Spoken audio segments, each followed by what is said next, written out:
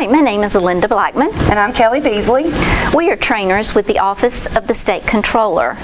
What we are about to show you requires no training at all, and it's going to make your life much easier. What Linda is talking about is the new HR Payroll mobile app. This is an app you can download for free to your phone and have access to the many functions of the HR Payroll system that you currently have at work.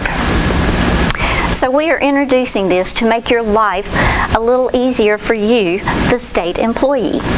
Kelly, can you tell us how this is going to, how you are going to upload this app to your smartphone? Of course. All you do is go to the App Store if you are an Apple user or the Google Play Store if you use an Android. Just search for the SAP Fiori app. Fiori? Fiori is SAP's name for their mobile app, which is used generically with many SAP customers like the state of North Carolina. Because it is used with many other organizations, when it is configured to work with the integrated HR payroll system, we call it the HR Payroll mobile app. So you just download it to your smartphone? That's the beginning, but there is not much more. Once it's downloaded, open the app and on the first screen select Login. Then you will see a dialog box appear that asks you to enter the SAP Fiori URL or work email. Important first step, don't enter anything here. Don't enter anything?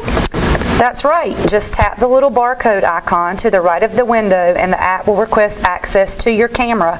Select yes. Are you going to take a picture? Not exactly. You're going to use the camera to scan the QR code that will appear on your screen. That sounds interesting, but what does it do? It inserts a long URL into the box, which virtually removes the chance of mistyping. That's nice. That's just the beginning. Back to our installation. Once that URL has been populated, just click OK, and the Set Password screen will appear. This is where you need to listen very carefully. Do not enter a password or check the Enable with Fingerprint. Why not?